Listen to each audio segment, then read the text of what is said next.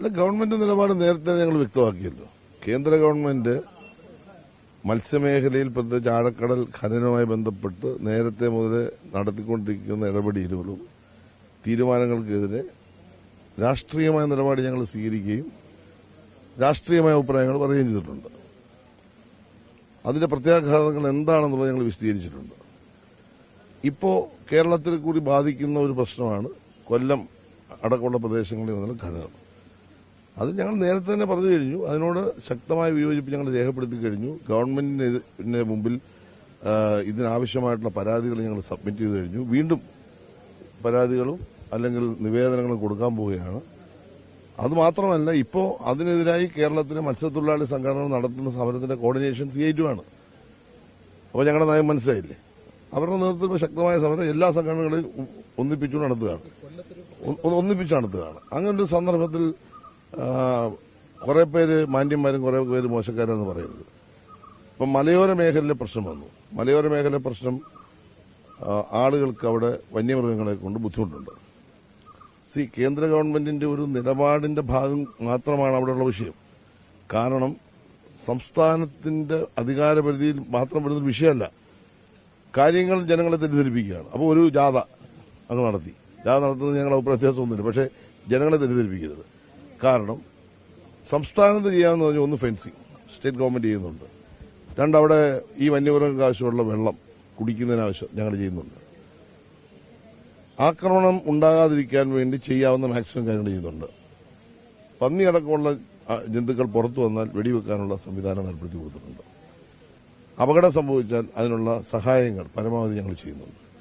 പക്ഷേ അതിനപ്പുറത്തേക്ക് state government പോകാൻ കഴിയില്ല. അതിനപ്പുറത്തേക്ക് പോകണമെങ്കിൽ കേന്ദ്ര ഗവൺമെന്റ് മുൻകൈയെടുക്കണം. അപ്പം ഞങ്ങളും പ്രതിപക്ഷം കൂടി ചേർന്ന് കേന്ദ്രത്തിന് മുമ്പിലേക്ക് ഈ കാര്യങ്ങൾ അവതരിപ്പിച്ചു. നിയമസഭയിൽ പ്രമേയം അവതരിപ്പിച്ചു, കേന്ദ്രത്തിന് മുമ്പിൽ അവതരിപ്പിച്ചു. തീരദേശ മേഖലയെ സംബന്ധിച്ച് ഇത് തന്നെയാണ്. കടലിന്റെ അവകാശം സംസ്ഥാന ഗവൺമെന്റ് മാത്രമല്ല, 12 നോട്ടിക്കൽ കഴിഞ്ഞാൽ കേന്ദ്ര ഗവൺമെന്റ് 12 നോട്ടിക്കൽ മൈൽ കഴിഞ്ഞാൽ അപ്പുറത്തേക്ക് പോയി. അപ്പൊ സ്വാഭാവികമായിട്ടും കേന്ദ്ര ഗവൺമെന്റ് അധികാരപരിധി വരുമ്പോൾ അവർ ഖനനം ചെയ്യാൻ തീരുമാനിക്കുന്നു. ഞങ്ങൾ ശക്തിയെ എതിർക്കുകയാണ്.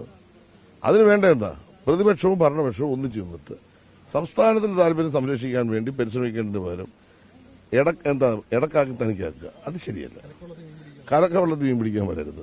ഞങ്ങളുടെ നിലപാട് എന്താ? ഈ നാട്ടിൽ ജനങ്ങൾക്ക്, ഈ രാജ്യത്തെ തീരദേശവാസികൾക്കും മത്സ്യത്തൊഴിലാളികൾക്കും നന്നായിട്ട് അറിയാം. ഞങ്ങൾ ഈ കാര്യത്തിൽ കേന്ദ്ര നിലപാടിനോടൊപ്പമല്ല, ഖനനത്തിനെതിരാണ്. ഇത് സംസ്ഥാനത്തിന്റെ മത്സ്യസമ്പത്തിനെ കാര്യമായി ബാധിക്കും. അത് മത്സ്യത്തൊഴിലാളികളുടെ ജീവിതത്തെ പ്രയാസപ്പെടുത്തും. ഇത് ബഹുമാനപ്പെട്ട മുഖ്യമന്ത്രി തന്നെ കേന്ദ്രത്തെ ഈ വിവരം നിവേദനത്തിൽ അറിയിക്കുകയും അദ്ദേഹം തന്നെ ഇക്കാര്യത്തിൽ നേരിട്ട് ഇടപെടുകയും ഇപ്പോഴും ഇടപെട്ടുകൊണ്ടിരിക്കുന്നു. മന്ത്രി എന്ന നിലയിൽ ഞാൻ തന്നെ ഇക്കാര്യത്തിൽ കേന്ദ്ര നിവേദനം നൽകി കഴിഞ്ഞു. കേന്ദ്രത്തിനുമായിട്ട് സംസാരിക്കാൻ വേണ്ടി തീരുമാനിച്ചു. ബഹുമാനപ്പെട്ട കേന്ദ്രമന്ത്രിയുമായിട്ട് സംസാരിച്ചും കഴിഞ്ഞു. ഈ കാര്യങ്ങളൊക്കെ ചെയ്തുകൊണ്ടിരിക്കുന്നതിനിടയിൽ ഒന്നിച്ചുള്ള ഒരു പ്രക്ഷോഭത്തിലേക്ക് നാട് പോകുമ്പോൾ ആരെയോ സഹായിക്കാൻ വേണ്ടിയാണോ ഇങ്ങനെയുള്ള സ്റ്റേറ്റ്മെന്റുകൾ അനാവശ്യമായി വരുന്നത്? അതിന്റെ ആവശ്യമില്ല. സർവകക്ഷിയോഗം വിളിക്കണമെന്നാണ് അവരുടെ ആവശ്യം. ഈ സർവകക്ഷിയാണല്ലോ സമരം നടത്തുന്നത്. ആദ്യം ട്രേഡ് യൂണിയൻ നടത്തിട്ട് കേരളത്തിലെ ഏറ്റവും പ്രധാനപ്പെട്ട ട്രേഡ് യൂണിയൻ എല്ലാം ഇപ്പോൾ ഒന്നിച്ചായി സമരം നടത്തുന്നത്. മത്സ്യത്തൊഴിലാളി മേഖലയിലെ എല്ലാ ട്രേഡ് യൂണിയനും. അതിലെ പ്രതാപനാണ് അതിന്റെ ചെയർമാൻ. അതിന്റെ കൺവീനർ PP ചിത്രരഞ്ജനാണ്. CITU INTUസും CITU കൂടെ ചേർന്നല്ലേ സമരം. പിന്നെ സർവകക്ഷി എന്ത്?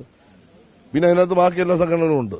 അപ്പൊ അവരെല്ലാം കൂടെ ചേർന്നൊരു സമരം നടത്തി മുന്നോട്ട് വരുമ്പോൾ ജനങ്ങളാകെ സമരം ഏറ്റെടുക്കുമല്ലോ. അത് സംശയം എന്താ? ഇപ്പൊ എല്ലാവരും ഈ കാര്യത്തിൽ പ്രതിഷേധം രേഖപ്പെടുത്തി അഭിപ്രായങ്ങൾ പ്രകടിപ്പിച്ചു കഴിഞ്ഞല്ലോ. അത് എങ്ങനെയാണ് അത് രാഷ്ട്രീയമായി എടുക്കേണ്ട നിലപാട് ഞങ്ങൾ എടുത്തു കഴിഞ്ഞു പൊളിറ്റിക്കലി. പിന്നെ ഗവൺമെന്റ് എന്ന് പറയുമ്പോൾ ഗവൺമെന്റിന്റേതായ തീരുമാനങ്ങൾ വരും. അതിന്റെ ഗവൺമെന്റിന് ചെയ്യാവുന്ന കാര്യങ്ങൾ ഗവൺമെന്റും ചെയ്യും. എന്തായാലും ഒരു കാര്യം ഞാൻ പറയാം, മത്സ്യത്തൊഴിലാളിയെ സംരക്ഷിച്ചുകൊണ്ട് മാത്രമായിരിക്കും ഏത് കാര്യത്തെ സംബന്ധിച്ചും ഗവൺമെന്റ് ഒരു നിലപാട് സ്വീകരിക്കുന്നു. കരിമണൽ ഖനനം അത് കൊല്ലത്തെ സംബന്ധിച്ച് വലിയ പ്രയാസം ഉണ്ടാക്കുന്നത്. കാരണം പൊതുമേഖലാ സ്ഥാപനങ്ങളടക്കം ഇതുമായി ബന്ധപ്പെട്ട് വലിയ സാമ്പത്തികമായ നേട്ടമുണ്ടാക്കുന്നതാണ്. സംസ്ഥാന ഗവൺമെന്റ് റവന്യൂ കൂടിയാണ്.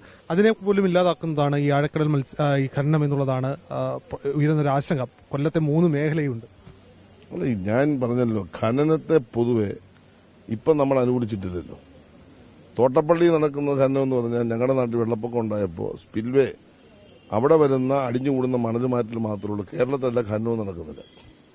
കേരളത്തിൽ ഗവൺമെന്റ് അംഗീകരിച്ച ഖനനവും നടക്കുന്നില്ല. അവിടെ വരുന്ന അടിഞ്ഞുകൂടുന്ന മണ്ണ് മാറ്റി ഇവിടെ നമ്മൾ കൊടുക്കുന്നു.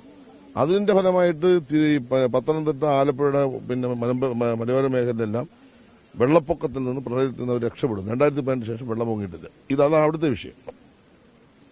ബാക്കി കാര്യങ്ങളൊക്കെ ഞങ്ങൾ ഇതുവരെ ആലോചിക്കാത്തൊരു കാര്യം, ഞങ്ങൾ അതിനെപ്പറ്റി തീരുമാനിക്കാത്ത കാര്യം. അത്തരം കാര്യങ്ങൾ വരുന്ന സന്ദർഭങ്ങൾ ആലോചിച്ചാൽ പോലെ ഇപ്പം നമ്മൾ അത്തരം വിഷയങ്ങളെ കുറിച്ച് ചിന്തിക്കേണ്ട കാര്യമില്ല.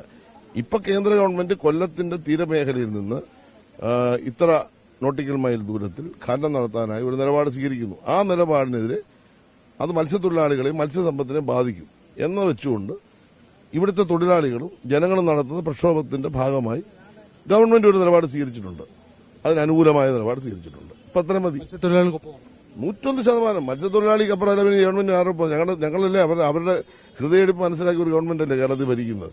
എല്ലാ കാര്യങ്ങളും ഞങ്ങൾ അവർക്ക് ചെയ്തു കൊടുത്തില്ലേ, ഇനിയും ചെയ്തുകൊണ്ടിരിക്കുകയല്ലേ. അവർക്കൊരു പ്രതിഷേധവും ഗവൺമെന്റിന് വരുന്നില്ല.